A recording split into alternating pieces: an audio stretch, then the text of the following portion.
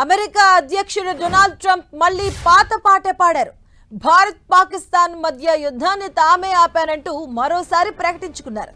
ఇరు దేశాల మధ్య ఒప్పందం విషయంలో అమెరికా ప్రమేయం లేదని ఫోన్ కాల్లో ట్రంప్కు ప్రధాని మోదీ స్పష్టం చేసిన గంటల వ్యవధిలోనే ఈ పరిణామం చోటు చేసుకుంది.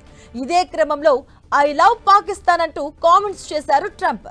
భారత్ పాక్ మధ్య ఉద్రిక్తతలను తన జోక్యంతోనే సద్దుమణిగాయని ప్రకటించుకున్న అమెరికా అధ్యక్షుడు ట్రంప్ ఆ వాదనను కొనసాగిస్తూనే ఉన్నారు. మరోవైపు ఇజ్రాయెల్ ఇరాన్ మధ్య తీవ్ర ఉద్రిక్తత పరిస్థితులు నెలకొన్న వేళ పాకిస్తాన్ ఆర్మీ చీఫ్ అసీఫ్ మునీర్ ను అమెరికా పర్యటన చేపట్టారు. ఈ నేపథ్యంలో ట్రంప్ ఆయనకు విందు ఏర్పాటు చేశారు. వైట్ హౌస్ లోని కేబినెట్ రూమ్ లో విందుకు వేదిక అయింది. ఓవైపు ఇరాన్ కు పాకిస్తాన్ కు సన్నిహిత దేశం కావడం, మరోవైపు పాక్ ఆర్మీ చీఫ్ అమెరికా అధ్యక్షుడితో భేటీ కావడంతో ప్రాధాన్యత సంతరించుకుంది.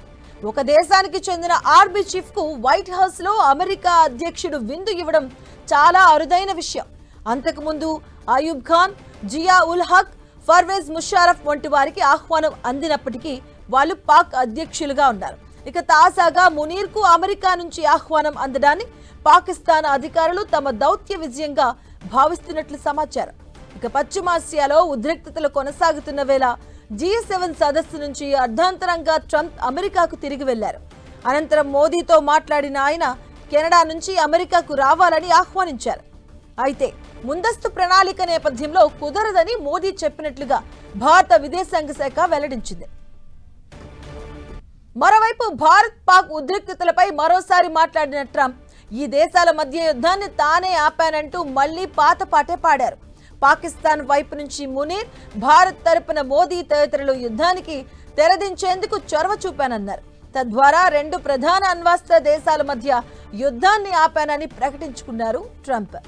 ఇక పాకిస్తాన్ ఆర్మీ చీఫ్ మునీర్తో సమావేశంపై ట్రంప్ క్లారిటీ ఇచ్చారు. భారత్తో యుద్ధాన్ని ముగించినందుకు అతడికి కృతజ్ఞతలు చెప్పాలని అనుకున్నానని, అందుకే ఆయన్ను ఇక్కడకు తీసుకువచ్చానని తెలిపారు. ఆయన్ను కలవడం తనకు గౌరవంగా ఉందన్న ట్రంప్ భారత్ పాక్తో తాము వాణిజ్యం ఒప్పందం కుదుర్చుకుంటున్నామని తెలిపారు.